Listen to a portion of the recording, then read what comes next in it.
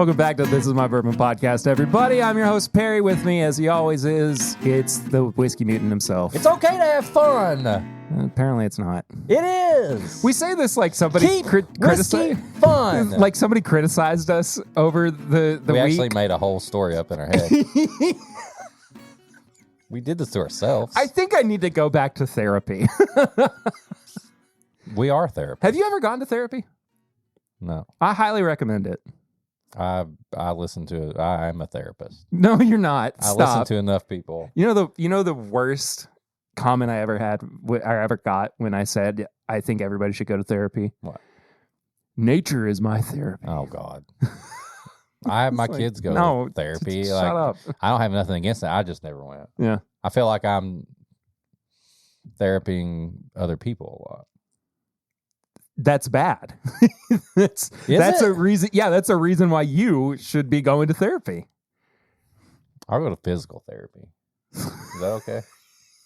That doesn't. I mean, that fixes a problem, but not the problem I'm specifically talking about. What How are you doing? Do I have a problem? No, I think everybody should go to therapy. Now I'm questioning my own sanity. No. What did I do to make you think I should go to therapy? I'm not diagnosing you. This is a general statement. This is an early tips and bits. I think everybody should go to therapy. Okay. Like, it's just there is always room for everybody to have improvement in their life. I 100% agree with that. I think... I'm sorry. I didn't mean to... No, I'm the bad guy. This happens every week. That's my favorite thing to do, to just turn it back. No, I agree. I think therapy is highly, what am I trying to say? Useful, helpful. Successful. Yeah. I've just never went. Yeah. So, but do it. If you want to get your own therapy, you can go to patreon.com/mybourbonpodcast for as little as $1 a month. You can support the show. But at $5, you get all the bonus stuff. And you get access to the Discord, which there's therapists in there.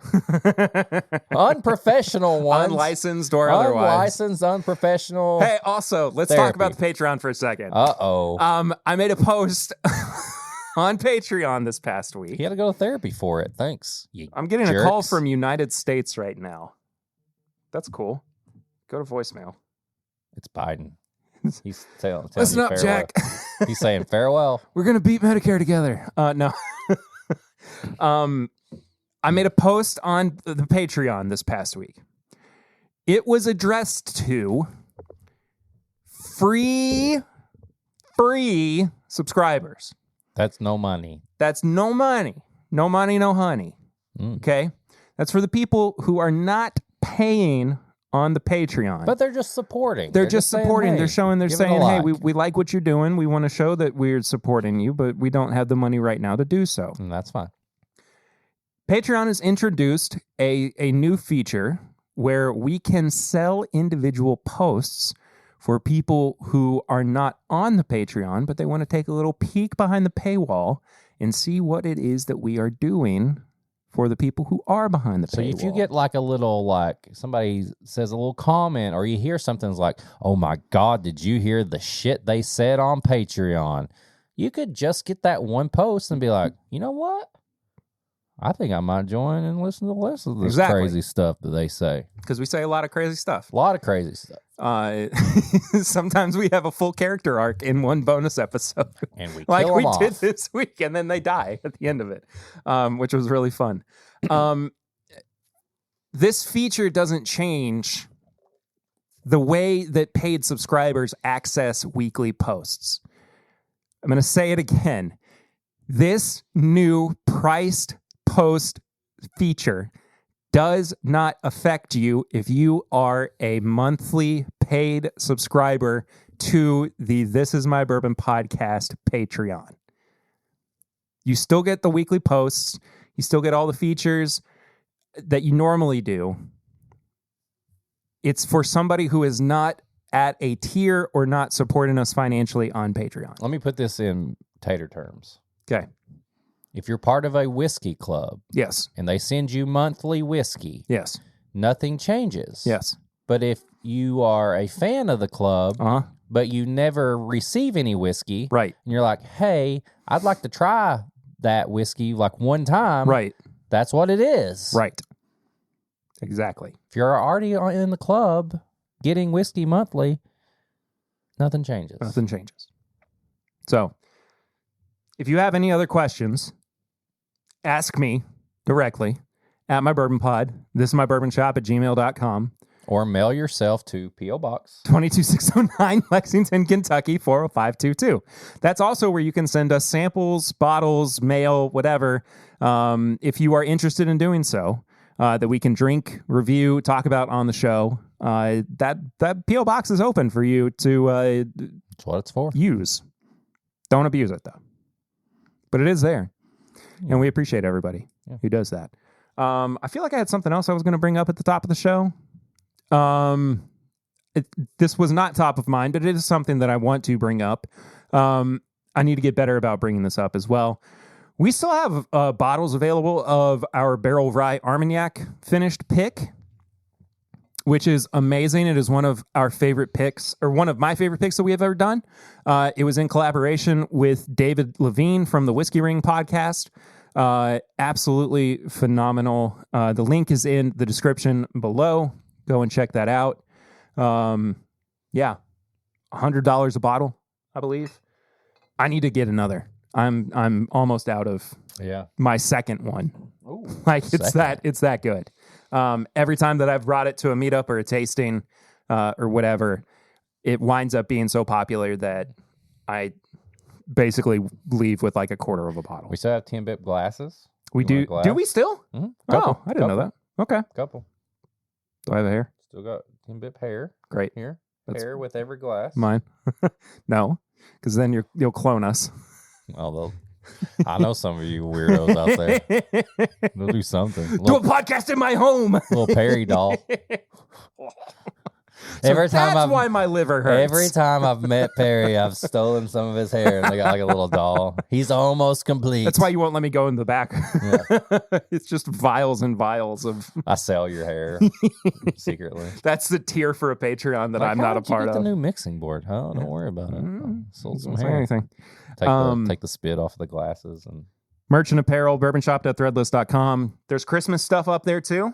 If you want to pull out some bourbon Christmas apparel around this time. If you want to pull out in Christmas, go for it.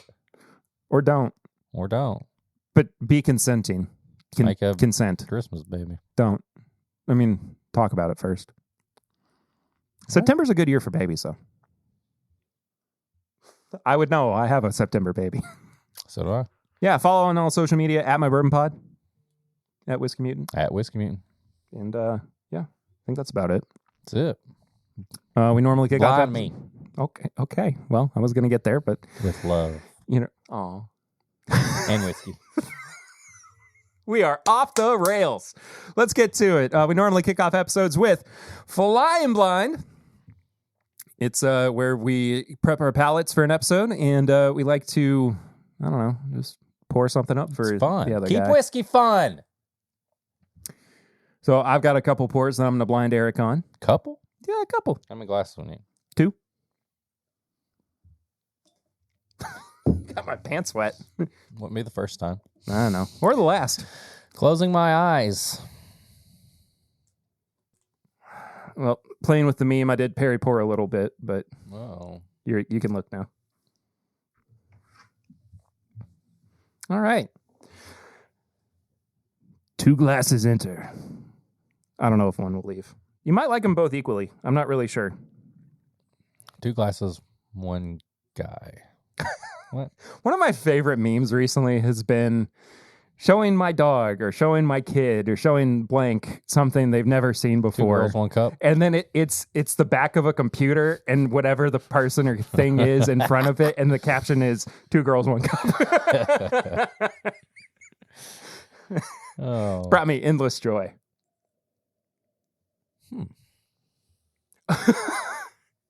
Well, folks, he doesn't like it. Goodbye. You know me too well. Yep. It's just kind of there. Yeah. It smells like a very plain old bottled and bond. Interesting. if that makes Okay. sense.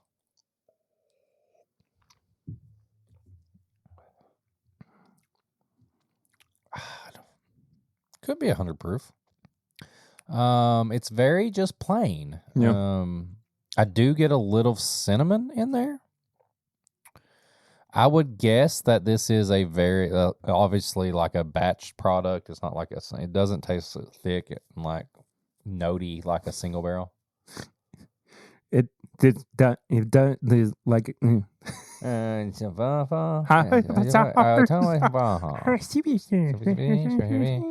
Yeah, I think it's just like just 100 proof, just whiskey. Okay. Moving on.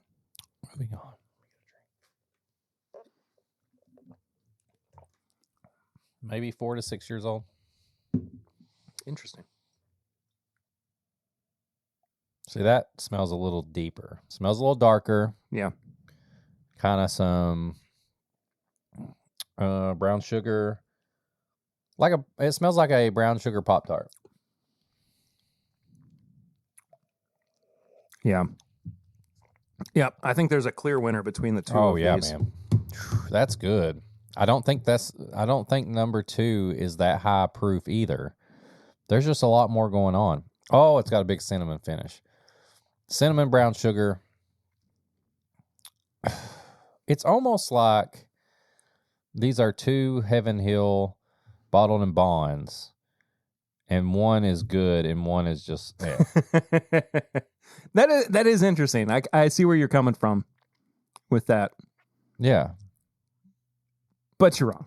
Well, I mean, I'm just telling you what I thought. Yeah, no, that's fair. The first one is a Knob Creek pick. It's called Faux Fall. Number 1 is a Knob Creek pick. Yeah, number 1's a Knob Creek pick. That's the thinnest I know. Knob Creek pick I have ever tried. I know. It's crazy. Where's this from? Liquor Barn. What y'all doing? And number 2 is a Another Knob Knob. Creek pick. Of course it is. It's who does number 2 work for?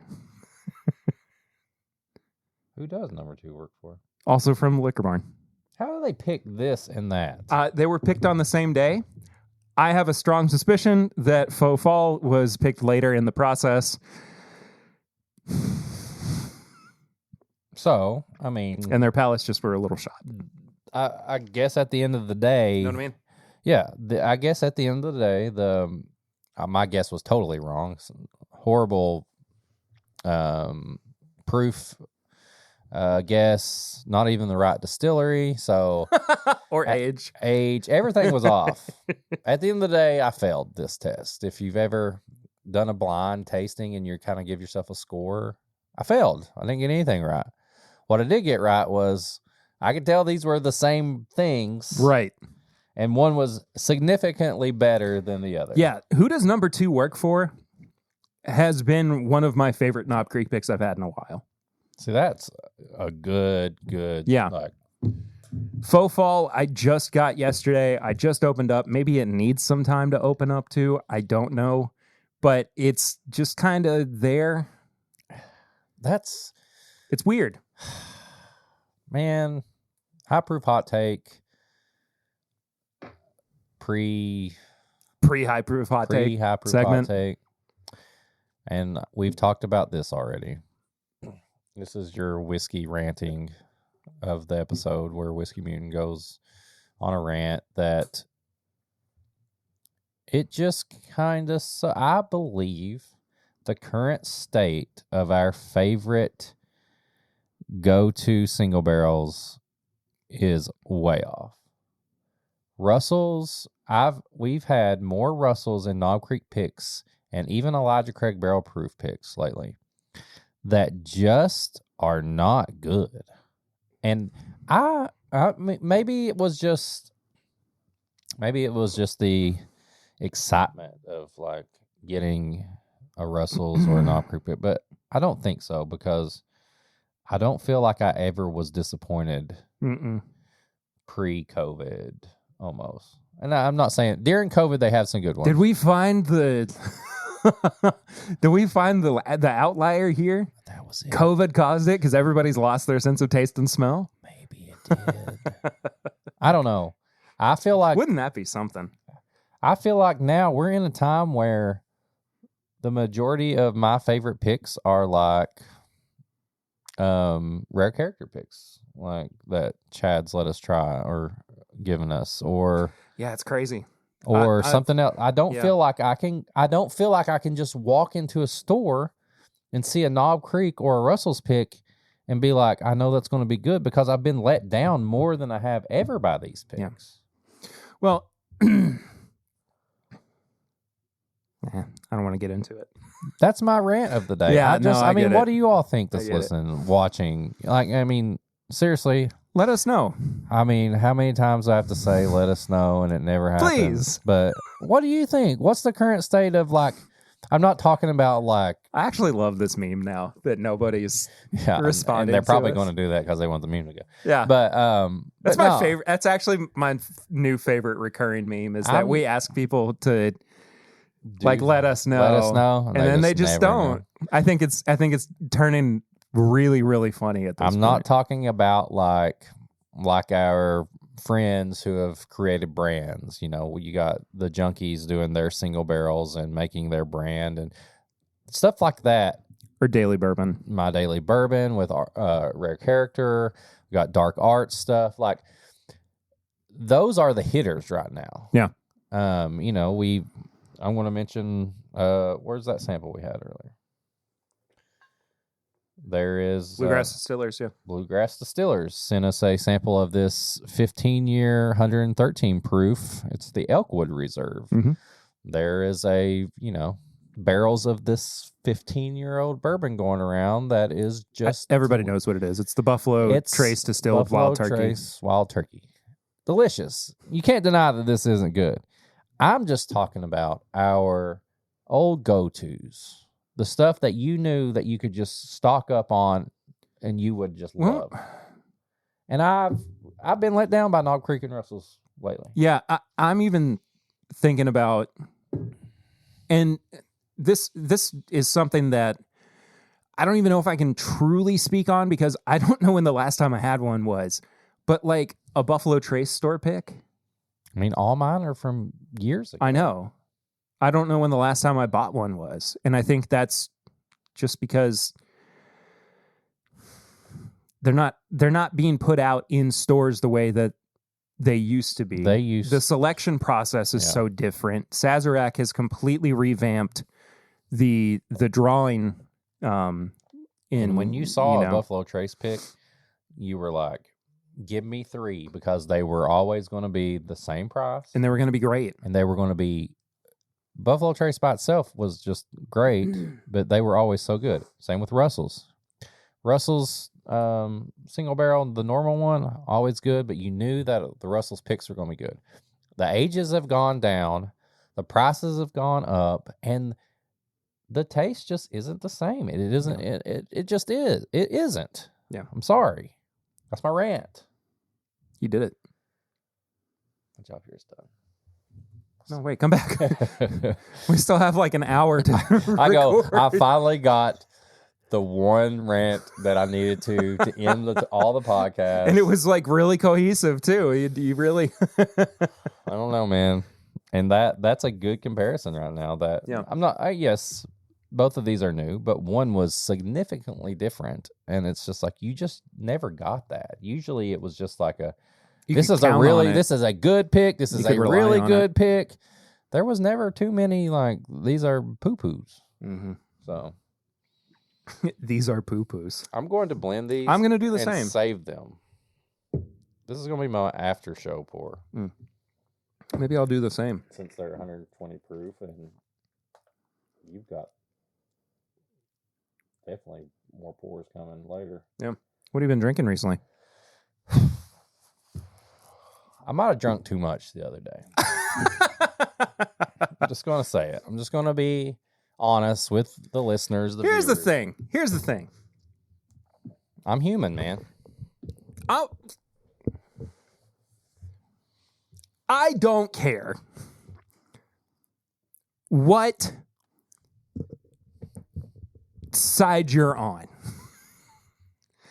Everybody's a little on edge right now.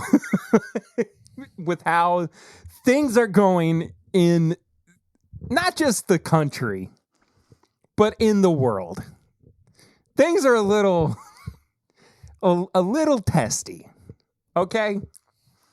And I think that we're all giving ourselves a little bit more room to indulge. Am I wrong? Well, I wasn't drinking because of the state of the world. Sure. But I think that some of us are. There are times and there are things that happen that, whether it's good or bad, that you just say, you know what, today's the day. Yeah. You know, I'm just going full throttle. I mentioned last week, if you listened, your comfort movie? My comfort movie. Yeah, I'll mention another one. I had another one. Oh, okay. No, I was going go to your sports teams live. Oh, yeah. It was my anniversary. Me and April's anniversary. Uh-oh. What? I'm not going to go into those details. Well, no. I just... Did you drink too much on your anniversary? We both did. Yay! Nobody got sick. This is not like a sick and like puke thing. No. I'm just saying the next day... You felt real bad. Didn't feel the greatest. I never got sick, never puked, nothing. It was just, I drank more than I had in a while, and I felt it. Moved slow. I was very like foggy. So we went to Indianapolis to watch the Bills play the Colts, which Go Bills. Go Bills. We won. By the time this comes out, we will have played the Chiefs, and who knows what I may have broke or maybe celebrated. Who knows? I don't know. You could break things in celebration, too. We're in Lexington, Kentucky. We usually burn couches. Get broken. We usually burn couches. In celebration. We did beat Duke the other day. Burning is a form of breaking. I wanted to burn whatever I could because it was under the amazing. breaking umbrella. So, either way. So, we get there. It's a 1:00 game. And I started drinking about 11. So we drove that morning. We checked in. They were nice enough to let us do an early check-in, drop the bags off, got my jersey on, got my uniform on, as Perry likes to give me a hard time saying it because I'm part of the team. He was going to war. I was going to war. I'm part of this team. Took 1792 foolproof in a coffee cup. A plastic coffee cup and drank it on the way to the stadium, and it was about 2 ounces, and I hadn't ate anything either, so I felt really good by the time I got to security when they were like, you can't bring that in there, and I had to chug about a whole ounce of foolproof. So we're feeling good. We're feeling good. You were ready to play, man. I was ready to play. You were ready to hand out water cups. Now listen. You were ready to hydrate your boys. Yes. I was Give them a little slap on the tushy, a little kiss on the cheek, and a little... Josh Allen all day long. But we get into the stadium. Yoo-hoo! Hey. And I'm like, well, got to have another drink. You're there. I'm there. Listen, Lucas Oil Stadium is amazing. It is a covered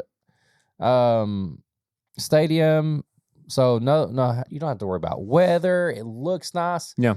But they got one issue. The drink stands have no bourbon. Not even Jack Daniels. My choices were Crown and Jimmy Walker? Johnny Walker. Johnny Walker. That was my choices. What did you... I did a Crown and Diet. A double. And I had that, and then at halftime, you know what else I did? I went and got a Johnny Walker Black neat. And they're not allowed to give it to me neat. They had to put it on ice. And I took a big double shot of Johnny Walker Black at halftime. That's Scotch. I know. You must have hated yourself. Well, I think the 1790... In Lucas Oil Stadium. No, I was too happy. I was too happy to be just having fun. I think the 1792 did its job by getting me warmed up. So And all that and I've only had some cheese curds at this point. So we win the game, go back, and luckily the hotel bar is awesome. Me and April go and we get old fashions. Oh, some good old fashions too. Did it matter whether they were good by that point? Yeah. Okay. Yeah, it did. I'm just asking. So I had some, I think they used Makers. It was good.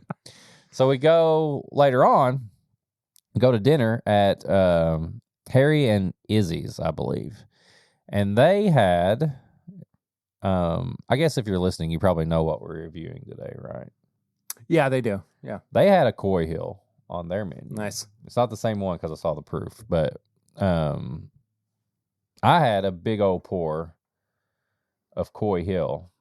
It was actually a little higher than that. Wow, really? Yeah. I think it was an older one. Remember when those ones were like almost hazmat or whatever? Yeah. There were some that were hazmat, I think. Yeah, they were. I don't know. I didn't need to spend that much money on whiskey at that point. I should have just got... I shouldn't even have got any, honestly. I'm being serious. It's been all day. I've drank in the morning. I've drank during the game. I've got post-game things. I had samples in the room. I had I had the 17-year Buckners before Old Fashions because it was our 17th. Your 17th anniversary. Yeah. So I had a sample of that, a 1-ounce sample. That was it. We shared that. That was our anniversary pour. Then we had Old Fashions. What did April think of the 17-year? She liked it. Cool. Yeah. Good. She had one sip. She said, I can tell that's high proof and Special. that's all I need. Yeah. So luckily at that point, I just had the Johnny Walker Black on ice at that point. But so the Old Fashions. And but it was also a double. That's true. The Old Fashions were good. And I probably should have just been like, you know what? I don't need anything. I'm just going to have some water and Coke Zero. No, I had to get Koi Hill at that point. Tasted delicious, but I couldn't tell you anything about it right now. Then my bread pudding, they did a pour over of it. They took Woodford Reserve, a bottle with the little thing on it, and they poured it over like this. And then they were like... Fantastic. They were like, well, let's give you a little extra. So then I'm spooning out Woodford Reserve over my bread pudding. Wait. When you say spooning out, were you like getting it out so that you could like drink it? It was sitting on top of the ice cream and stuff. That's not answering my question. I just took a spoon of it. And like from the spoon, basically, you were eating it like ice cream or soup or medicine. Yes. Amazing. Yeah. Eric Smith, you're my hero. Yeah. So, needless to say, the next day, I wasn't feeling the greatest. I didn't get sick. I was not feeling tummy sick. I had that thing where... Your head sick. I was head sick. Yeah. And I had to drive back to Lexington. That's the worst. And I had to do the balls of the dog trick. Hair of the dog? Hair of the dog. Where balls of the dog! I can never remember that one. Where finally, after we got settled back home, I had to have some more. I had like one good pour, and it actually like evened me out. It was rough, man. It was rough. And you're doing that thing where you're like, man, because you're not. All right, from here on out, anytime we refer to hair of the dog on the podcast, it shall be known as balls of the dog. You're doing that thing where you're like, the fact that you're not like nauseous, sick, you're like, I'm not on a hangover. But in your head, you're like, I just don't feel good. And you just don't tell yourself that you're on a hangover. You get that way the older you get. Yeah. Too. It's like, if I'm not puking, I'm not on a hangover. Right. And like, I get that way at about noon. Like, I'm fine. Oh no. Yeah. That was. I got up and I was like, I'm not too bad. Because what it is, your body hasn't like it hasn't digested the alcohol. You haven't gotten significantly dehydrated Right. at that point, right? And so you're still like drunk pretty much. And then finally, once you reach that point of like you're dehydrated and you're not drunk anymore, you're like, I think I need to be a little drunk again. Well, it's the thing, yeah. And I'm not condoning over drinking. That's why Bloody Marys are so popular. Mimosas. It was a celebration, an anniversary, and we both knew we were eating bad, we were drinking bad. It just is what it is. We're adults. We can do that. We're allowed to. I'm not saying do that every day. That's a problem. Yeah. But I have not felt that way since probably TIMBP weekend. Yeah, that's fair. That's been since May. So yeah. So yeah, that was my trip recapped. I can't wait to have Coy Hill feeling like wilding out. I did have a Nashville Barrel Co. rye last night that I did a little. Yeah. I saw that back there. I think I want to do more on Whiskey Mutant page. I want to do just more picture posts. I want to do the same. I get caught up on trying to make the videos and 69ing and all that, and sometimes it's just fun to just post what you had a pour of. Well, that's why I started doing this past week on Threads, which I'll be doing every Tuesday on Threads moving forward. What's Perry drinking?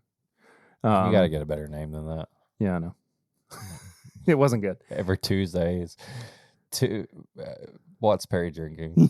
Usually people are like Taylor Tuesday, or but it's Tuesday. Like, but it was like recapping things that I had been drinking over like the past week. Totally Tuesday. No, that's not good. But it's got to be something that's like specific to I me. get it. You know what I mean? So I went through just like 5 things that I had over the past week. That's cool. And you know it's one, Twitter's dying. It's X. So I'm just kind of on Threads now. And I'm just enjoying it. I'm on pins and needles. That was good. Like that. Anyway. Yeah, I'm enjoying just kind of posting things that I've been drinking on. And, Jared. Who's that? Called me out on Threads. He was like, if only you had a segment on a podcast about things that you've been drinking. And I was like, we only have so much time on this, to get to it. Which brings me to something that we need to grab out of the fridge that we've been drinking. Right now? Or that I've been drinking too. Yeah, because I wanted to talk about it. Which one? Both? The one that's open. What's the other one? That I'm taking that later to Chad. No, you're not. Please? I already drank it. Wow. But so I opened this on Sunday with Papa Ritter because it was the start of his birthday weekend. Or birthday Papa week, Ritter. excuse me. Papa with us still having a weekend. He turned 60 this week. Crazy. And I'd been holding on to this Colonel Taylor bourbon barrel aged Bigfoot from Sierra Nevada for a while. Barley wine style ale. I love that it has the label like that. The actual like Taylor label. Yeah. All right. I don't know if you're gonna like this. Well, we'll find out. Yeah. It smells a little soy saucy. It's funky. But it's not a stout. Barley wine is different from stout. It's okay if you don't like it. I don't like it. Fair enough. It tastes like soy sauce. Yeah, kind of. Oh my gosh, it tastes a lot like soy sauce. Is that what it tasted like to begin with? Kind of, yeah. So you said it's flat, so what would I normally... Well, I just mean like it's not as carbonated as it was when I opened it. Oh, okay. So like there's no like... Oh my God, that's soy sauce. I'm not mad at it, honestly. No. But it's still got some fizz. I mean, if you look at it. Soy sauce. Yeah, but it's not as like... It's also not as bourbon barrel influenced as it was. Yeah, I don't really get a lot of that bourbon stout on there. Now, I also poured something for Papa Ritter that we're just gonna, you know what? I said, screw it. We're gonna talk about it on the podcast because everybody and their mother has talked about this bottle on their page, on their What's YouTube, happening? I don't even know what's happening right on now. their podcast. And by God, we're gonna talk about it too. Do you want the rest of this back? We don't have to finish it. Okay, look. We already did this. No, we did it on Patreon. Oh. Russell's 10 LLME. Okay? Look.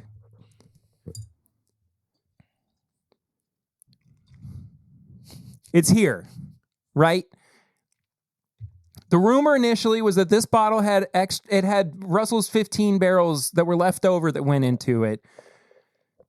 Dave Jennings confirmed, actually, that it doesn't. But it does have older barrels in it. Okay. There's also a rumor going around. Another one? Not a rumor, excuse me. The understanding is that this is the profile now of how Russell's 10 is going to be. Oh. Which I am not mad about. So, here's my early high proof hot take. I'm sick and tired of if you know, you know.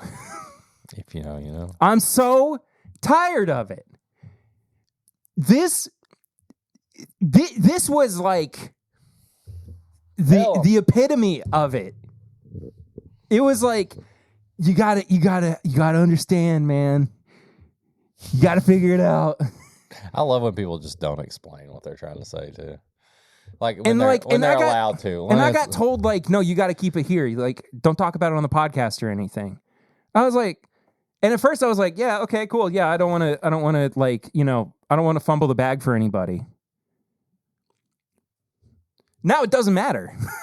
Now it's like everybody's going to get this quality. It's going to taste like this for everybody. And here's the thing too. This batch, LLME, is everywhere. It's everywhere. It's not just in Lexington. It's not just in South Carolina. It's not just in, I don't know, middle of nowhere, Washington. It's everywhere. Buy a bottle. If you see Russell's 10, buy it anyway. It's one of the best bourbons under $50. That's age stated. It's just one of the best bottles of bourbon under $50, period. That's true.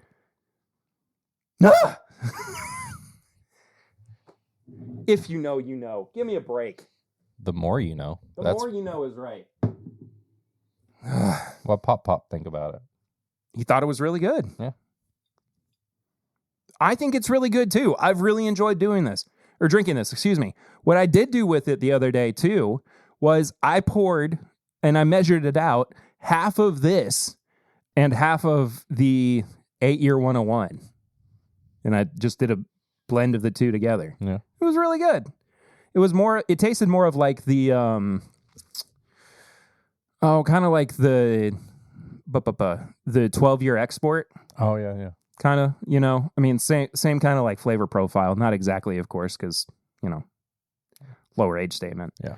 But it was a really good little, experiment. I'd been wanting to try it anyway, but yeah. Cut out the if you know, you know stuff, man. Don't be gatekeepers. I heard don't be gay at first. And I was like, that is not an official stance of this podcast. Gatekeepers. Yeah. I know. Cheers. Cheers indeed.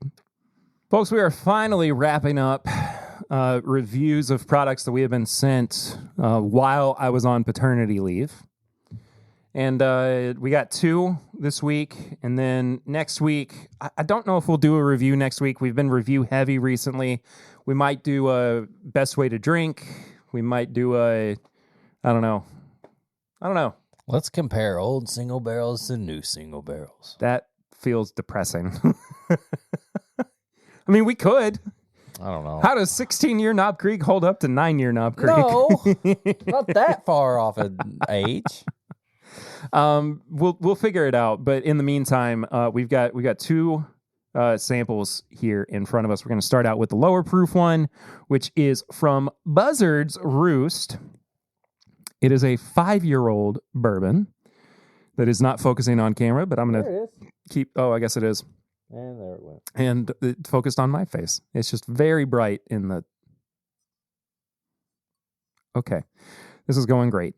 It's a 5-year-old bourbon with a mash bill of 75, 21, and 4 at 105 proof. It's $65 a bottle. And it is available widely, I believe. It's called Kindred Collaboration. It is a small batch. I just barely caught it out of the corner of my eye. Not finished or anything like that? Not finished or anything. Okay. Just a small batch. And I'm very excited about this one. Yeah, appreciate. They always send us some good samples. They do. Anytime that we get the email saying that there's a new product from Buzzard's Roost coming out, I try to jump on it pretty quickly. One, Buzzard's Roost has always been very kind to us, inviting us to, press events or whatever, sending us samples of product, and we try to be kind to them in return. But as I always say, even though this was sent to us free of charge, we do remain honest with our opinions and our critiques. Not that it matters, really, largely. Can you tell your mentor to stop stealing my gimmick? Did you see that review he did the other day? That was tasting notes that I would say. No. He's been listening to this podcast. I doubt it. He's stealing my notes. I'll show you later. All right. Stealing my gimmick. I'm the only one that can do weird notes like that. And he is the king of bizarre notes. I mean, no, this was a hate review. Oh, the one for oh my gosh, you're right. I know exactly what you're talking about. That's a Whiskey Mutant review. The high chew or whatever it was that he said was left in a yeah. That's a Whiskey Mutant review. That was a pretty good. I was like, damn. That was better than our review that we gave of it, and we were not particularly fond of that product. Right, so he's getting wild. Bernheim. Anyway. No, this is Buzzard Roost, though. That's another story. It is very lemony. That smells like... I will say it is got a zest note on there. Oh, it's a zesty boy. It's a zesty boy. But it's not like straight zesty. I would say this is like... It's like the zest of like an old fashioned. It's like an old fashioned with like a squeeze of lemon. It's kind of giving Gold Rush vibes. See that? Yeah, because it's a little honey forward, but there's also quite a bit of like cinnamon, ginger. It's on there as well. It smells like a old fashioned to me. There's some bitters. Yeah. Orange bitters with some. It's cocktail and a bourbon. Mm-hmm. Anyway. Ooh, I'm not mad at that. Oh. There's only one thing, and I'll save this for when I do my scoring. There's just one thing that I'm really missing that I think that would level up this. I'm not mad at it. It doesn't change the taste of it. There's just one thing I'm missing, and I'll see later if you feel the same way. Well, I'm going to go ahead and say this. I think it starts a little low. I think it really kicks up on the back end of the palate and it gets strong at the end of the palate and really carries through into the finish. There is something about this proof point at 105 that really works well for this. I don't think that it needs to be any more or any less. Do you think the proof is what's killing it? I'm not necessarily saying the proof. I think I want this thicker. I feel like it's just I think that's fair. I think if this was thicker somehow and more coating, I would get more flavor on the finish. I would get more mid, and I think this would be, and I don't know if, I don't know enough science about it. And if the proof is higher, I know adding water thins stuff out. I don't know if necessarily how much water they added or anything. To me, I just feel like I want this. I'm like, oh my God, if this was a little thicker and a little more coating on my tongue, this would be freaking like out of this world. I love the nose. I think right up front, it's very like savory. It's got some sort of like smoky, almost like if you smoked an old fashioned. It's got that note on it. I just wish when I was finishing it up, it was a little thicker, a little bit thicker. Yeah, I would. That's the only thing that I can point out that's that fair. I really dislike about this. Yeah, I don't.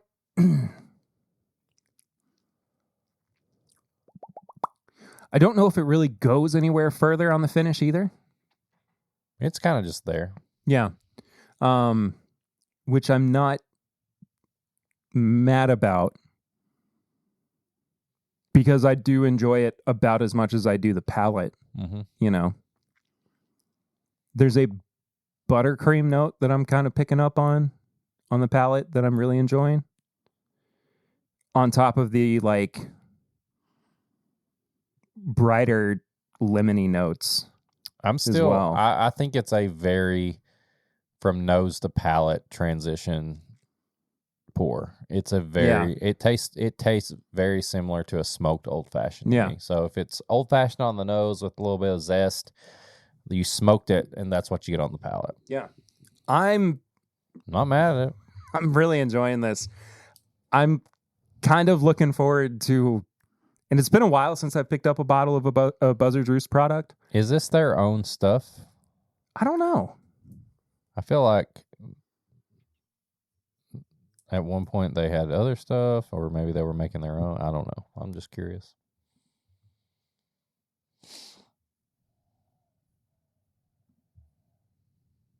Five-year-old.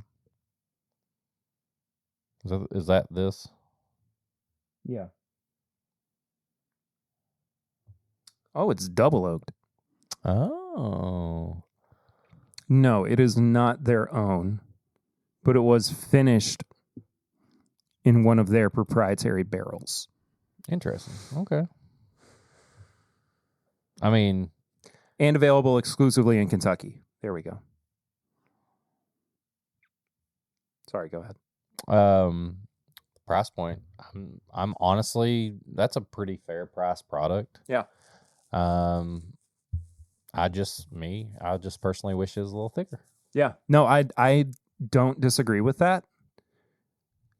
But it's not leaving me upset with what it is. Mm-mm. I'm not mad. Yeah. It's not off-putting or anything. I just think sometimes I get in those moods where I'm like, man, I feel like this has the potential to be even better, and that's the first thing I go to. What would make this even better? I mean, we felt that way about you felt more about that, felt that way more about wow.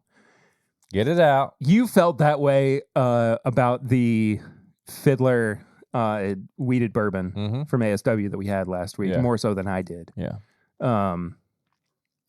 But yeah, I totally understand what you're saying. I get it. I think just at face value, I don't know, man. I'm having a great time with it. Oh yeah. I mean, this would definitely be something that I wouldn't mind picking up a full bottle of. Yeah. Kind of looking forward to picking up a bottle of it as well, honestly. Nose, palate, finish, and price. Each category is out of 5. Final scores out of 20. It's our review system here on the podcast. Eric, what are you giving the nose on the Buzzard Roost Kindred collaboration? I think it's a great nose. Yeah. I really do. I think it really is an old fashioned on the nose and the palate, and I love old fashions. I'm going to do palate and nose. To me are pretty similar. I'm just going to go straight up a 3.5 and a 3.5. I'm going to go. Oof. I think I'm also going to go with 3.5 on the nose. Even though the palate starts out a little bit soft up front, that big rush of flavor towards the end, I'm really enjoying. And I think I'm tired of getting phone calls, but back to the bourbon. The way that the palate transitions into the finish too. And it's not that, again, the way that the finish stays kind of the same flavor profile as and it's funny, like as I'm talking about this and I look at the Choco Pie that's sitting over there, I'm thinking about this like marshmallow flavor too that I'm getting. Like there's a decadence to this on the finish, on the back end of the palate that I really, really like. I think that it does just improve a little bit on the nose. I'm in the same way that you're giving the nose and the palate the same points, same whatever. Score. Thank you. Brain fried. I'm giving the palate and the finish the same score. So nose for me is a 3.5. Palate and finish are both a 4. Damn.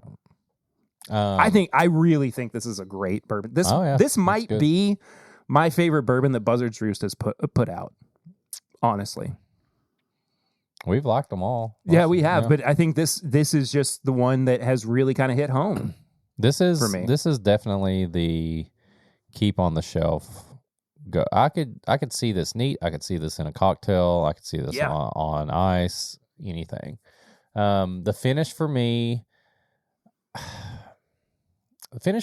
I'm not getting the same experience on the finish because I'm still looking for that thick, long finish. But I don't hate it. I just see the potential in this, and unfortunately, when I get that, I see the potential in this, it's stuck in my head. It just stays there. I think the finish is a 3 to me.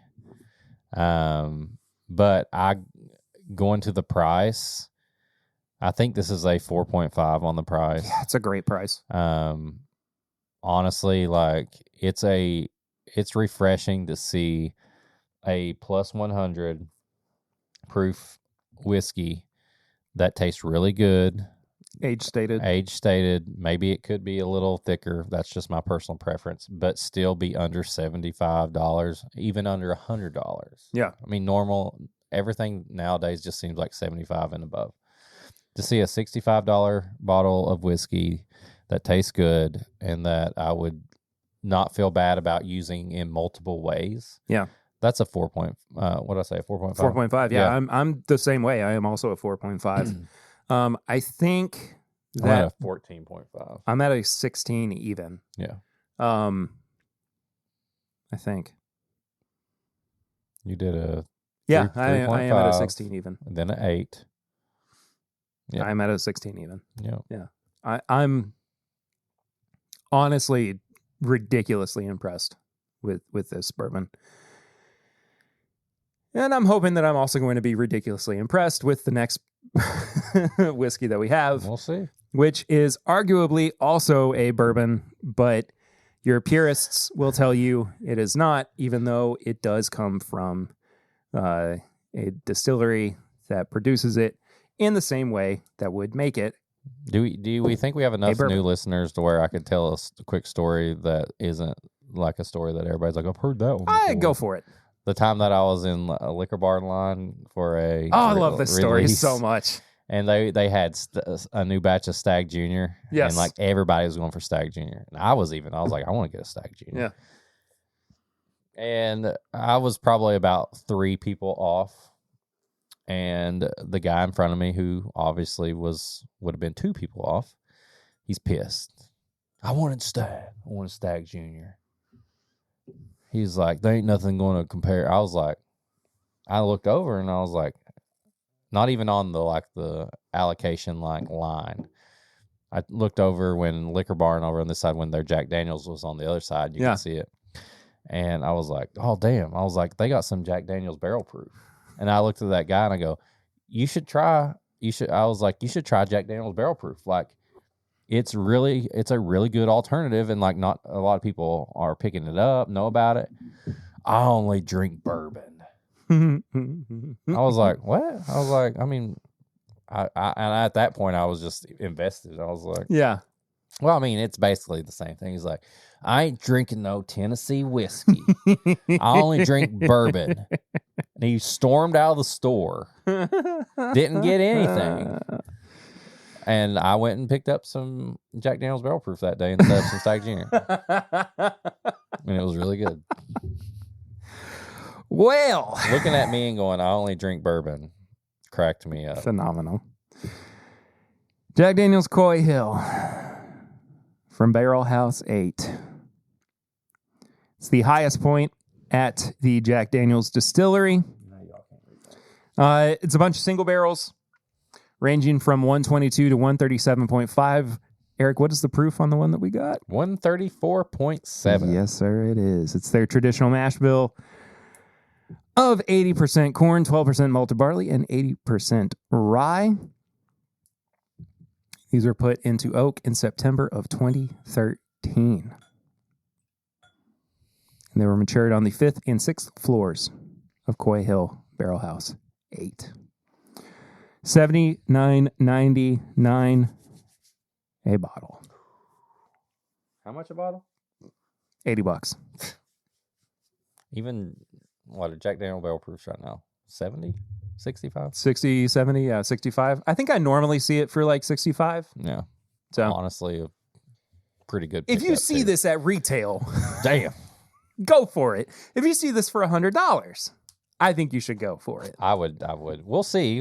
But I mean, well, yeah. I mean, historically, this is a product that if you like Jack Daniels barrel proof, this is just the special Jack Daniels barrel proofs. Yeah, basically. Yeah. Now, I'm gonna pat myself on the back a little bit here because you didn't open. Because I didn't open it. I was getting ready to say, dude, I'm so impressed with you because this was a fresh crack of a sample that you've had for a little while. Well, a couple reasons. One, we had waited a while to get this sample. It was a long process. It was a little bit of a back and forth. There were some issues of communication within Jack Daniels to get it to us. No big deal. I mean, it happens. So I was like, well, we waited this long. I may as well wait a little bit longer before we get to it. If you learn one thing from this episode today, what you just heard is a big, big deal. Yeah, I have. He's notorious. For some reason, you're listening for the first time. He's notorious for pulling out like a review that a bottle we got or something, and there's a little bit gone. He's like, I might have had a little bit. Yeah, but when it comes to like the important pours, I am really good with self-control. I know. Like, but this, I was ask me about. Never mind. I'm not going to go there. What? No, you started it now. Ask me about my marriage sometime. And the other reason, too, is that it was only 100 mil. So we didn't have a lot of it to begin with. Yeah. So I didn't want to open it and have, a half ounce or an ounce and then come in here. Yeah. And you're like, where's the Jack Daniels? Where'd it go? You're like, actually, I'm just going to tell you about this. Yeah, you're gonna review it off of my tasting notes. All right. That sounds good, man. No, I'm very impressed. I was actually thanks. The barrier of what's impressive to you is really, really sad. It's so strong. My pair was so strong with this one.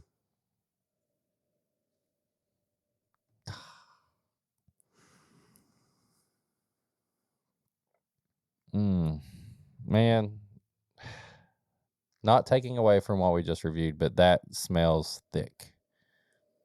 And it's just they're two different animals. I know, but I'm entirely. just saying, like, now we're smelling and tasting something that is thick. It is a thick boy. thick boy or girl or whatever. NB. Whatever.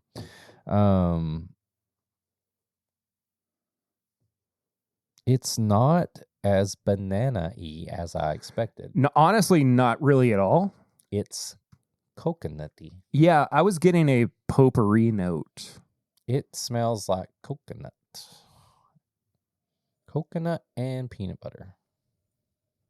A lot of barrel influence, which I'm not surprised by. But I will say It's a Zagnut bar. the proof is not as intense as I was anticipating it being. Oh no, this is on the nose. It's very deceiving. Yeah. It's inviting. Yeah. Okay. My God. And there's the proof.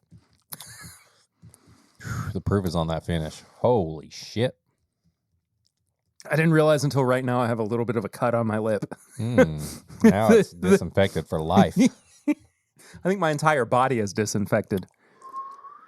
That's good. Dude, you're right. The entire thing is a Zagnut bar. It's coconut and peanut butter.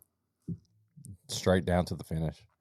And that it balances out more on the finish. Like, it's a little bit coconut heavy on the nose, but man, like, it's a total package of that, like a candy bar, coconut peanut butter bar, all the way down. And man, it lets you know that it's barrel proof. It is just sitting right in my chest. The Tennessee hug, I guess, is so effective. Man. And that's incredible. The bad thing is not a bad thing. It's not a bad thing. The crazy thing is it's like, it's very drinkable. Yeah. I would go back for that. Yeah. After a few pours. Oh, Man. boy. Do we even get Coy Hills around here? I don't feel like I ever see them. Yes. So here's the thing about, I should have been a little bit more, a little bit clearer about why I got this faux fall Knob Creek pick earlier.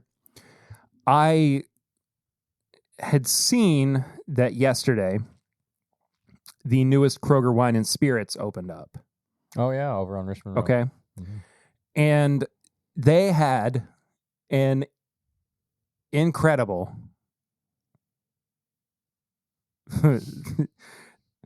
audio listeners love you to death, and actually video watchers too. There's no way you could see this. There's a not insignificantly sized spider crawling on one of the TVs. He'll be all right. I mean, where'd it go? Oh, he's there. It went, and then it just flew away somewhere. But it just totally looked like it like pieced, and then it just he's like, I've been zoomed caught. out. Yeah. I mean, I'm fine with spiders. It doesn't bother me. It just was very funny that it. We both were like, nope. He's behind up. the screen. I just saw him pop his head. Oh, is it? Yeah, he's watching. That's funny. We'll set a little pour out for him for later so he can enjoy himself. Maybe not the Coy Hill because he might die. But I'll leave something out. Did you know? Okay. So this is off topic. I apologize, but it's also on topic. They discovered recently that hornets are the most alcohol resistant species. Hornets? Hornets. How'd they figure that out? On the planet. There he is. Hey, buddy. We have a new pet. Oh, no. People are like, here we go. You got a turtle. It's true. How's he doing? He's awesome. Good. Donnie's doing good. They found that hornets can resist for like, I don't remember the exact period of time, but up to like 80% alcohol and be essentially sober for like an extended period of time. So what happens if you eat a hornet before you start drinking? I don't know. We're going to have to find out. Interesting. Hornet man. Horny man. He's really horny, but that's not the point. We're talking about being able to drink more than the average person, but looks like he's actually very horny. Anyways. Look out. Here comes Here's the Hornet Man. He's also horny. Anyway, so this Kroger Wine and Spirits opened. Yep. And Chris from Kroger, who does like all their picks Kroger and Chris. everything. Kroger Chris. Seen him at Bourbon and Beyond. And He's awesome. He posted on his story the tables of all of the special releases that they had for this store. Now, I have a little bit of a gripe here with you, Chris. If Wine and Spirits opened near me recently, they didn't do anything. They didn't do anything special. Wow. Nothing. We don't even get picks over there. Yours is connected to the store, right? Yeah. This is the separate building. Yeah, but there across the street. there are Kroger Wine and Spirits that are connected to. Well, I know they're right here. The one that I have. Yeah, but they have picks too. Yeah, they do. They have a Old Forester. So what's your point? Well, I'm just saying. What are you saying? I was just talking about the release, like we're going to do a big opening and stuff like that. I wasn't thinking about like just normal basis picks, all of that. Okay. Still. They have Old Forester barrel proof up there right now. Cool. I was just letting you know. But they don't have Coy Hill like they did at the one that opened yesterday. There's no Coy Hill when I went there. Yeah. Anyway, they had Coy Hill yesterday. It was $100 a bottle. How many do they have? I don't remember. They had Not too much because it's gone. Yeah. I made it over there too late. I went over there on my way to pick up the Bluegrass Distillers sample.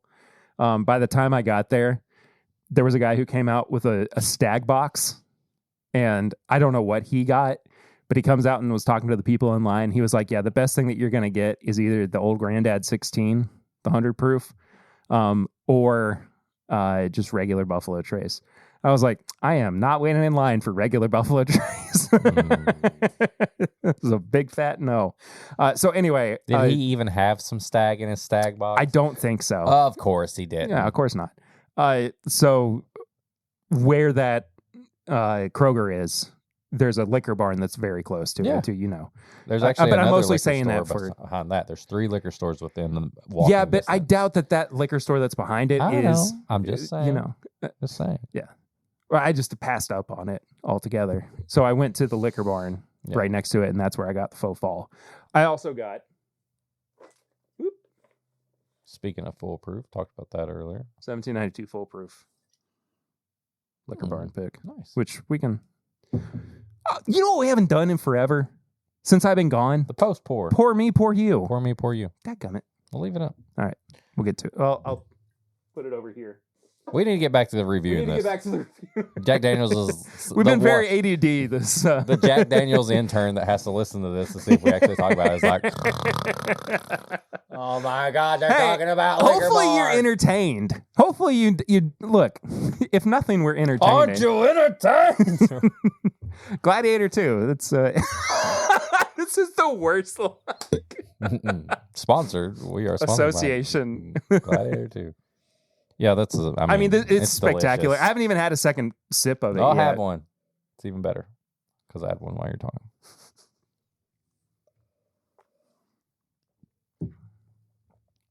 Oh my God! It just coats. Now I love something. I want to say something too. Say it. This is not a 20 out of 20. No, for me. I think this is really, really good. Having just had a little bit more of the Russell's 15 last night too, which was almost a 20 out of 20 for us. Did you get more? No. I had just a little sip of the sample. The sample. I was like, damn, if you got more. No. Bring it on. No, the rest of the sample actually you can have too. No, this is not, but this is I mean, it is a very high scoring whiskey. It's very good. Yeah. It's very good. Yeah. Shoot, man. Nose, palate, finish, and price. I just wish I could get it, man. I do too. I want a full bottle of this. Not the bad thing. The good thing is this is the same profile as a lot of Jack Daniel's barrel proofs. It's just older and higher proof. So I hate being that person who's like, this is your alternative to this. But it is what it is. If you're like, I've never had Coy Hill, I can't get it around here. And if you've not had Jack Daniel's barrel proof, the gold label one, get one of those and try it out because they're pretty close. I would say get the single barrel rye barrel proof too. Oh yeah, I mean I don't ever see those either. Every once in a while. I mean they do show up. But the gold labels are more readily available. Yeah, for sure. But regardless. And a tip, if you're at Total Wine, if you have a Total Wine and you don't see it on the shelf, go to the 375s. Yes. Because most of the time they have the Jack Daniel's barrel proof. Such a good deal. Yeah, 375s. Yeah. I mean, there are times where I've gotten like 2 or 3 of them at a time. I mean, it's a little bit of a markup just because, But still, it's good. Yeah. Anyway. What you giving the nose here? I love the nose. A 4. I agree with you. I think what it's missing is just like it's just a little, there's just a little something that's not quite clicking. It's good, and you're like, it could be a little better. Yeah, and that's where the palate comes in. Because I give the palate a 4.5. Mm-hmm. Finish is a 5, though. Finish is definitely a 5. You get the total package. It's another roller coaster review for me. It's a build up. Yeah. Keeps going up. 4, 4.5, 5. Yeah. I'm in the same exact boat. What you didn't get on the nose and maybe you got on the palate, it all comes together on the finish. It's a Zagnut bar. I don't know. Some people are like, what the fuck's a Zagnut bar? Well, it's a coconut covered peanut butter bar. And it's delicious. And that's what this is. Price? This is one of those bottles where I'm going to say that the MSRP is $80, but you're more than likely going to see it marked up. Whether it's $100, whether it's $125, $150. I mean, even stretching it to something like $200, I would say, bare minimum is probably going to be closer to something like $100.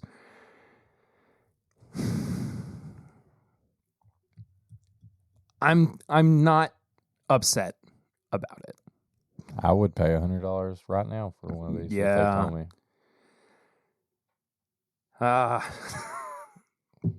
Dude, it's a 5. I think so. Honestly, I can't think of anything wrong with that price point. No.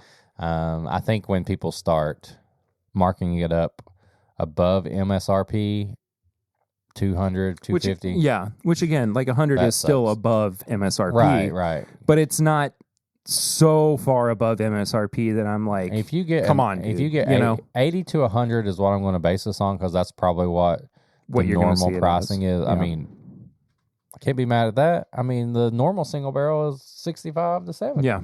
I am also going to give it a 5. Let's go. Yeah. 18.5? Yeah. Let's go. Which is not that far off, again, from the Russell's 15, but... Sometimes though, when there's a 20 out of 20. Now, why do I keep bringing up the Russell's 15? That's true. Why do you? Because I don't think anything has really stuck out in my brain this year in the way that the Russell's 15 has. This is close. I'm not saying that the Russell's 15 is my best of this year. Best of so far. But it's the best of so far. And it is very, very close. Do you and think... we are so close, too. I mean, we only have a handful of episodes left before the end of the year. Is anything going to show up that might dethrone it? I'm not holding my breath. Are you sure? Please. At least one of them? No! Same as last year, right? Did we get anything last year? Yeah. We got the one. We got the one. I just... You know why? Because they spent too much money on those fucking boxes they look everywhere. Great. I mean, I'm not even upset that... honestly, I'm not upset if we don't get anything. I am. I'll be that guy. Okay, fine. Be upset. I'm not going to because it looked cool. I thought that the presentation was nice for everybody else that got some. I just want one. Come on. We had so many good years of getting the antique collection. So why not one more? Just one more. It is what it is. It's not Harlan's fault, dude. If he says it, it will happen. He's listening right now. He's listening to our Coy Hill review. He listens to everything. Everything we do, That's he so listens funny. We're his favorite bourbon podcast. Yeah. Then we would get everything from Buffalo Trace. Yeah. Well, he doesn't want to stand out. It's his sneaky leak. Oh, okay. We're his little guilty. Sneaky leak is such a fun reference. We're his guilty little pleasure. What was the really cooked website that had I'm not going to say explicitly what this is, but it would always share videos of the one particular group that they would share of Americans getting their heads. Oh, you know what I'm talking about? Yeah. What was the name of that? I mean, you know what I'm talking about, though. Yes, that's what it was. Yeah. I'm going to cut it out for the main episode because don't go there. Don't go there. I don't even know if it's still. No, I doubt that it's don't still. Look it up. Don't. It's not good. That's what it was, though. Yeah.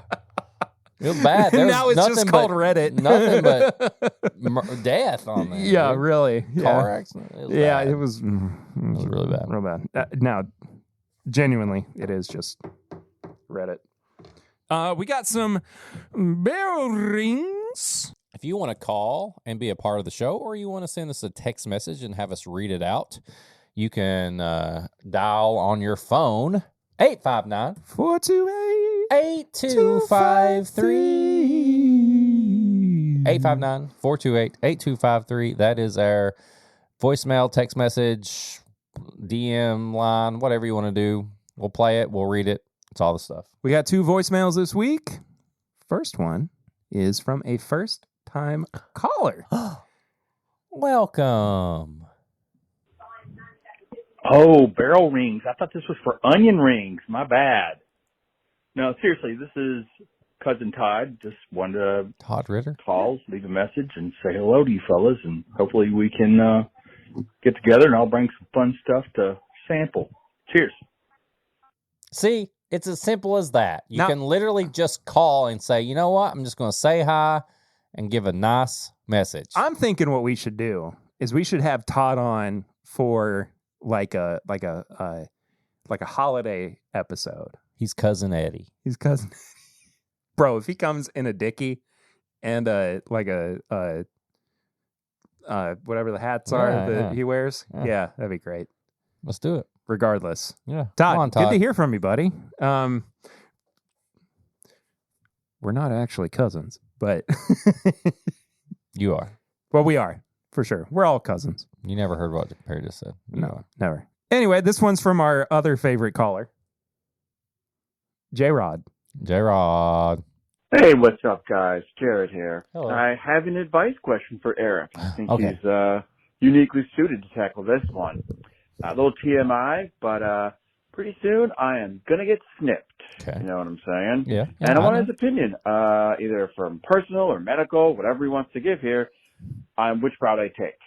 Do I go the local anesthesia and just be wide-ass awake while they're down there with needles and syringes and poking around? Okay. But I can just drive myself home real quick, bing, bang, boom. Mm-hmm. Or do I go the propofol route, get knocked out, but then have the extra recovery time from anesthesia, have the logistics of getting a ride home and all of that?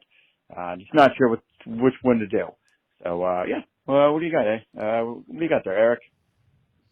Well, you got knocked out because you were friends with the people at the hospital, for one. And at the time, our insurance, the place I work, if you got stuff done at the hospital, you just had a very low copay and it was all paid for. Right. But I also had some issues with my Crohn's and kidneys at the time. So they wanted to check that out a little deeper. So they kind of did a double deal. Now, knowing also the other stuff that I know with other procedures and things like that, I think, Jared, from what I've been told, I have people at the hospital who have done both. It's not a bad process if you want to do the in and out local. It's just some pressure. Folks, he's also talking to me. Yes. If you just want like kind of a little bit of pressure, a little uncomfortableness, but it's going to be done very quickly. I would say that because I'm pretty sure anybody's bill, despite your insurance and all that, whatever insurance you have, is going to be more when you get a sedation like that. Right. Because you also have to take into account the post-op care. Like you said, Jared, in and out, no post-op, you go, it's going to be numb, you're getting it done. Maybe you have some extra cash and you don't like needles, you don't like the experience, and it's a mental thing. You may be better off just getting knocked out with propofol. Like propofol is a very short-acting anesthetic, so it's out of your system quick, so it is just going to be a short post-op. Make sure you wake up, make sure you got a driver, all that. And it's going to feel good when it goes in because I've had several surgeries. And one of my favorite feelings is when it all just starts kicking in. And they're like, Eric, count backwards. And I'm like, oh, hey, 100. Yeah. It's a great feeling. It's that feeling. So I would say it depends on, one, your wallet, what you're wanting to pay. It's probably going to be more of a bill if you take the anesthesia. And two, just mentally, are you okay with some pressure, a little bit of discomfort, the whole feeling of the whole thing? Or do you just need to be relaxed and taken care of? So take that into account. I got the whole shebang. I was knocked out, woke up to one of the oldest nurses in the hospital who actually helped train me in the beginning, holding ice on my balls. It's one of my favorite stories. So that's a whole thing in itself. What'd she say? Like, you did great, honey. You did great. You're doing good. And I was like, what is it's such a weird statement when I was like, like you didn't do anything. Well, I made it through. You always say that. I mean, that's kind of a nurse thing. Yeah. It's like, hey, you did great. You made it through your procedure. Like your body just laid there. Yeah. But it's encouragement. And, the next thing I know, there she is. Amazing. So I would say it depends on mental versus money. Okay. Well, I don't really have a preference either way. I'm probably going to have to, given the circumstance of having 2 young children, I'm probably going to have to do local anesthetic. And I mean, they do that for a reason. It's cost saving and it's easier on your schedule. Yeah. It's going to be the same post-op care. I mean, they're going to do the same stitches or however they do it. The urologist does it. It's going to be the same thing post-op. So that doesn't matter. It's just in the moment. And then when the bill comes in, what's better or worse for you? Yeah. Fair enough. There you go. High proof hot takes. We've kind of done high proof hot takes already. I don't either. Tips and bits though. Well, first of all, what do you think about this foolproof? That's good foolproof. I think it's better than both of the. It's better than both the Knob Creeks. Knob Creek picks we had. Hell yeah. Dude, that's another one. But I've not got enough foolproof picks are a lot harder to get, so I don't think I can just go to a random store and be like, oh, they got a Russell's or they got a Knob Creek. Yeah, well, the liquor barn over by the the Kroger Wine and Spirits has some stuff. Okay, fair enough. So this is good. Yeah. What do you have to recommend this week? It's our segment of the show, by the way, where we recommend things that we have been watching, listening to, reading, just enjoying that may or may not be whiskey related. Typically, they are not. So What's on your tips and bits list this week? I'm gonna do 2 updates. Okay. Because I'm still on this. I'm kind of saying the same things lately. Anime update. Bleach continues to be good. I'll wait till Perry's prepared to talk about Dragon Ball. I'm ready to talk about it. You're the one that I'm scared to talk about it with you. That's what I'm saying. You'll wait. Whenever you start talking about it, I will chime in. But Bleach is still great. Dan to Dan, the latest episode made me cry. Jesus Christ. Really? Yes. It was, there's a moment toward the end of it that it's my new favorite anime, Dan to Dan. I've got to start watching it. It's on my list. I put it in my to watch on Crunchyroll. It's even like it's on Netflix too. So if you people listening that maybe catch anime here and there, you don't have a Crunchyroll account, it's on Netflix. I have been so refreshed with One Piece. We talked about it, but we weren't even recording, I think, when we talked about it. No, we were not. I asked you about the fan letter. Yeah, the anniversary episode of One Piece. I will mention that because I rewatched it again before some of the newer episodes come up. So One Piece, obviously in the style of Dragon Ball Z, very lengthy episode, like episode counts. A lot of filler, stuff like that. But at the end of the day, it hits me just like Dragon Ball Z does.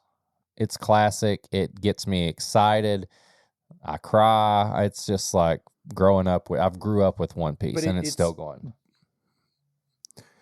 But I think that it means more to you though than like Dragon Ball does. I think so. I think you see stuff, even my pictures and stuff. I think Dragon Ball, One Piece is getting there now, but before Dragon Ball Z is very pop culture.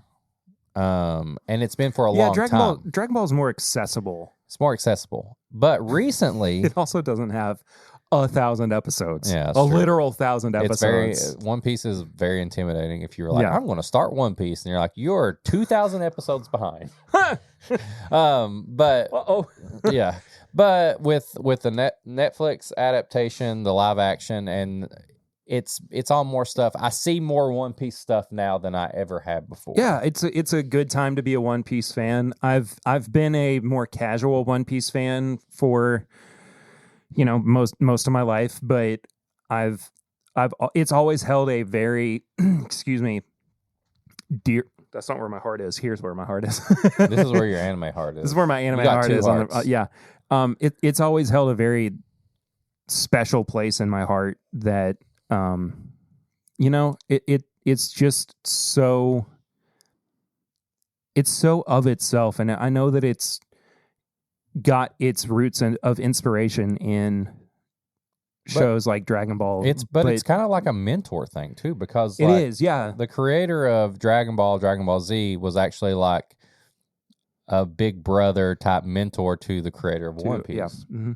But so they've had this big long arc, and they're taking a break in between, like starting the new season, and they did this thing called, which is okay. Yeah, it's fine. Give anime creators a break, they're the studio or whatever. But it's called a fan letter, and I was like, what is this? Like, sometimes they do random stuff, and it's basically just a whole movie that just retells what you've already watched, and you're like, okay, they're doing this thing again. But this was very special to me, because this went back to, there's a midpoint in One Piece where things change. The time skip. Yep. Like if you watch the show, there's a thing that happened that breaks your heart, and then time goes by, and we see the crew come back together. And this retelling and stuff it takes place at that point. It's called a fan letter because you get to see an episode that's through the eyes of like people watching the Straw Hats. It's not like through the eyes of a person they're fighting. It's somebody that's like inspired by the Straw Hats. People that even on the other side, the Marines that they fight, they're like, oh, they're kind of inspired by them. And you see this event happen that actually, what's it like if you see somebody else seeing it? And it just was so good. And I can't even hardly recommend it unless you've actually watched it. It's just more of me just sending the praises to Oda and everybody at One Piece. And now we're getting ready to see like a retelling of the whole story. They're doing a retelling of that section, like new art style. And which I'm, my relationship to One Piece primarily relied on the manga too, because I was a Shonen Jump subscriber when I was an early teenager. So I have such a strong affinity for the actual like Oda art style too. So like seeing the revamped, the remake, and who knows how long Netflix is gonna keep the hopefully it's going to last for a long time. How long they're going to keep the revival, the remake of the anime alive. But seeing it in the more true to the original art style is so exciting. Yeah, for me, it's so good. And it is not that I don't love the anime, of course, but like I'm a weird like not even manga purist. It's just like that's what I've got more of a relationship with. Yeah, I guess. So yeah, One Piece, awesome. I was literally wearing a One Piece shirt. Last episode that Perry got me for Christmas. That was your birthday. Sorry. I don't even know what time it is. It's somehow Christmas again. I mean, yeah, I got crazy. Christmas on my mind. Yeah, and then also rewatched Joe Dirt. So it's so good. I don't care what anybody says. It's hilarious. So go watch Joe Dirt. Well, in One Piece. That's the Whiskey Mutant old comedies that are probably need to be canceled. Definitely Joe Dirt would be canceled today. You're my sister. Yeah. Well, one of my favorite podcasts is ending. Unfortunately, Chuckle Sandwich. Oh. I'm very, very upset about that. It's coming to a close, but they've still got a few episodes in the tank that should be phenomenal. They've got something like 150 episodes backlogged, which I still highly recommend going and listening to. They're YouTubers, but I just love them. It's also I've talked about the one Minecraft server before. It's one of the guys who created that. But anyway, that's ending. But as sad as I am about it, I'm excited for what every year they have what's called Chuckle Week, where they normally record remotely. Are they together? They're together in LA, and they have a bunch of guests on. So they're going out on Chuckle Week, and so they're talking about it like they have their best Chuckle Week ever. So I'm excited for that to be the last, or for the way that they go out to be hopefully the best one yet. But anyway.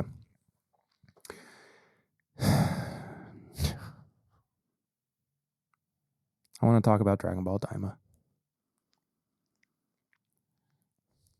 Okay. How many episodes have you watched? I'm current. Oh, really?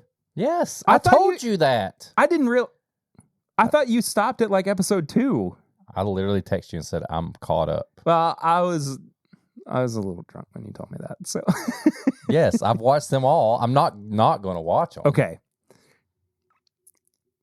So your assessment of it is that it's boring. Very. Very. And I've read different things, and I get what's going on. Yeah. Yes, people are like, if you think this is boring, you never watched the original Dragon Ball because they were just here for an adventure. I've watched the original Dragon I get Ball. it. I totally get it. I'm not even saying you're wrong. Oh, I know. Like, I'm just saying, I think that's the biggest gripe because people are like, if you don't like this, you never were original Dragon. Like, no, I don't think. I think that's a terrible. You've read that. No, I have read every issue, every chapter. No, I'm talking about the Dragon... reviews. No, I have. Yeah. But I'm also saying, like, I have watched every episode. I have read every chapter of Dragon Ball. Oh, like, yeah. I'm not unversed in it. Like, I get. I've watched everything, even the remakes and stuff. I have not read every manga. I'm going to say, when it comes to who's consumed the most content, you beat me on that. Sure. Because you are the manga man. Yeah. For me, like, I prefer to read the manga. Yeah. Like, that's just how I am. So how do you feel about this not having a manga? I kind of hate it. Yeah. Like, but at the same time, the way that it's paced is like I'm reading the manga. Which, if you are not primarily a manga reader, it will be lost on you, and it will feel like it's more of a drag because stories are not being compressed right into episodes. Right. Now, I read manga. I've read all of Bleach. Right. I'm not saying no, and I'm not saying that you don't either. I have the opposite feeling of you. I feel like I've watched 7. How many episodes are we into now? The 6th episode came out today. So as of recording, we haven't even gotten to watch the 6th one. Yeah. I feel like I ain't seen nothing yet. We are 5 episodes in, and normally it's the opposite. Normally, you read 5 chapters of a manga, and you've got a little bit, but I don't know, man. My problem with this is they gave us too much already. They gave us Super, and they took the manga to the next thing. We know what's to come, and they're like, we're not going to do anymore. But you just think like I just think that like we got everything with Super and we're getting nothing now? No, we didn't get all of Super. We know, you've read the manga. You know how all the stuff that's going on right now. Yeah. And it's like, I wanted that. No, I want that too. Don't get me wrong. But I felt like this is just this could have been I don't even know. I can't even talk about it because, like, I don't know how the story is going to end. I don't know what's going to happen. It could go crazy. I mean, it's happening in between the end of Z. Not the end of Z. It's happening in between the end of the Boo arc. Yes. And I get the beginning of But this, Super. To me, could have been just a special movie. And I don't And this is what I told you. I was like, this to me, the biggest thing about this is I just don't feel like waiting week to week for this. To me, this could have been a big 2-hour movie and called it a day. Yeah. There's not enough excitement of this. I don't know, man. I'm an old boomer Dragon Ball Z fan. I get it. It's geared more towards this, like, so this is this year, 2024, is the 40th anniversary of Dragon Ball being released. It was originally released in manga in 1984. So when this show was pitched initially, right, by Funimation, Shueisha or Funimation, whomever, it was like, well, let's take Goku back to being a kid as part of the celebration, right? Yeah. And it was pitched to Toriyama, and he was so elated by the idea that he wanted to be a part of it, right? So he took the reins on it, and he put his little spin on it and everything.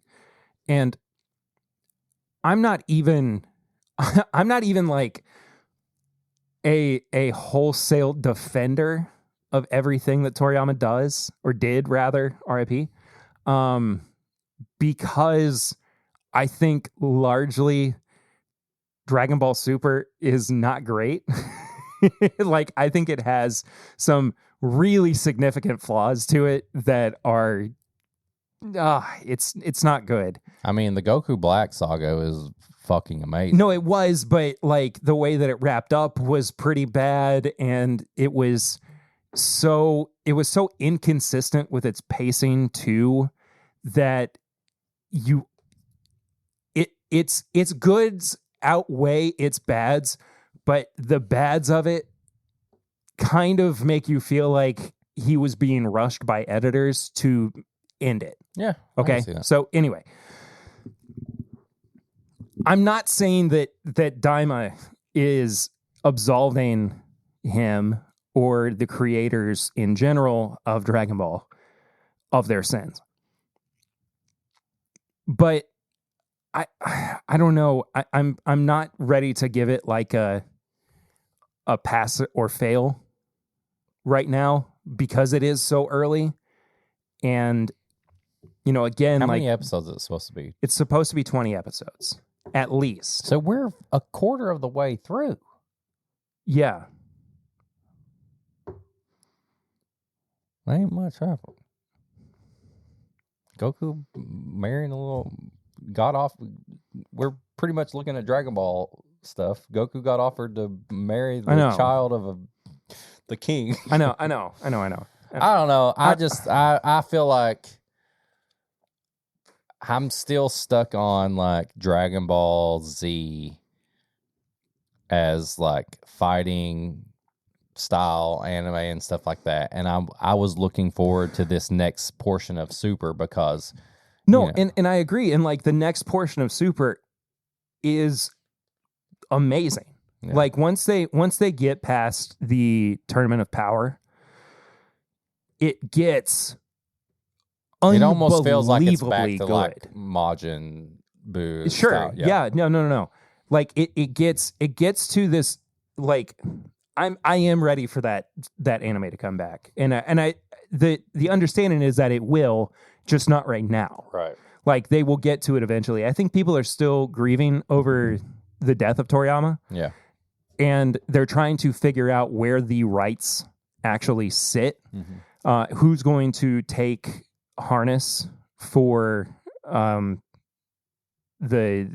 actual production of the anime? And I think once they do, we will see the Moro arc. We're going to see Granola, all this, that, and the other. So I'm not giving up on that yet, but I am enjoying what we have right now for what it is. Okay. And there's a couple reasons for that. One, it is literally the last thing that Toriyama ever did before he died. You know? And I know that is just being very like passive about it without being critical of it. And I'm like, it's not perfect. It's I'm legacy. He's a legend. Exactly. Like I'm not saying it's perfect. Like I have my issues with it too. Like, yeah, there are some pacing problems with it, but I'm still like smiling when the episodes kick off. And the only thing that I've really smiled about, the fact that they use a pin number. That's so lame. That's the saddest thing in the world. That's the pin number to get between realms and universe. That sucks. That's so sad. Oh, anyway. You gotta watch it. Yeah. Anyway, and the other thing too is that like this is the closest we have ever seen to a perfect replication of what Toriyama drew on paper. Yeah. To actual screen. Yeah. It's almost a 1-to-1. And like I'm I went to go see the English premiere of the all that we've seen on TV so far has been the Japanese original production with subtitles. And then in theaters, we had the premiere of the English dub, and I texted you and I said the English dub is a much better paced, funnier, almost kind of more enjoyable watch, just because I think that the jokes land a little bit better. I think that it's just a I don't know. You're not watching, reading subtitles. No, yeah. You know? Yeah. But regardless, though,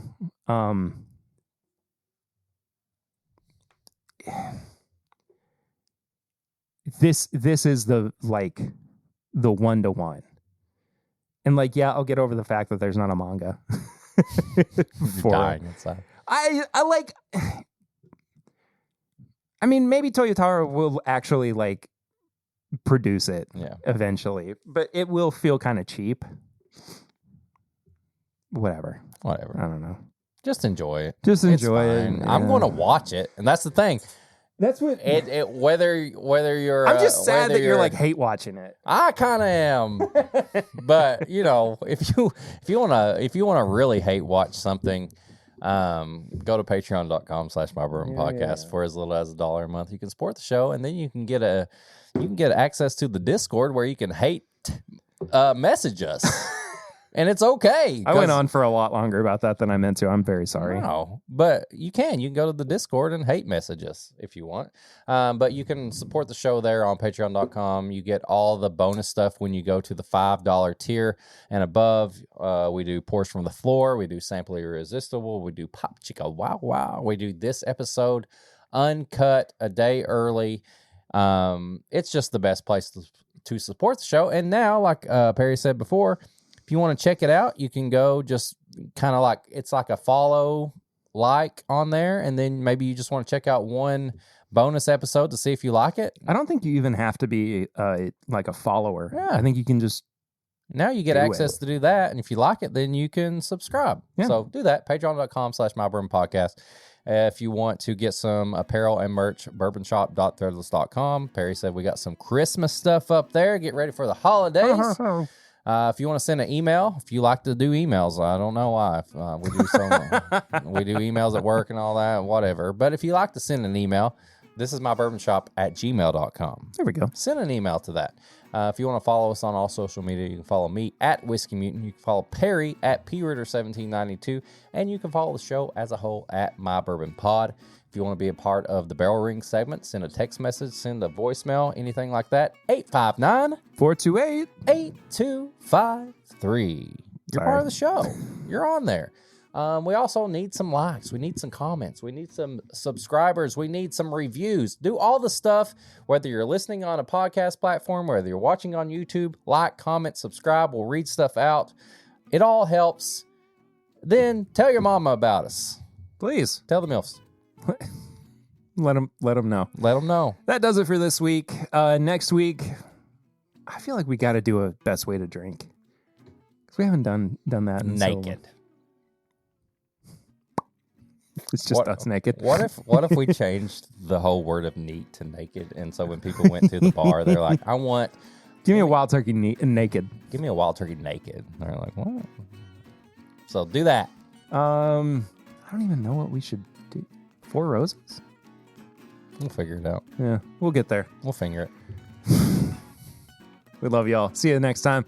Until then, I'm Perry. I'm Eric. And this is My Bourbon Podcast. Bye. Doodles.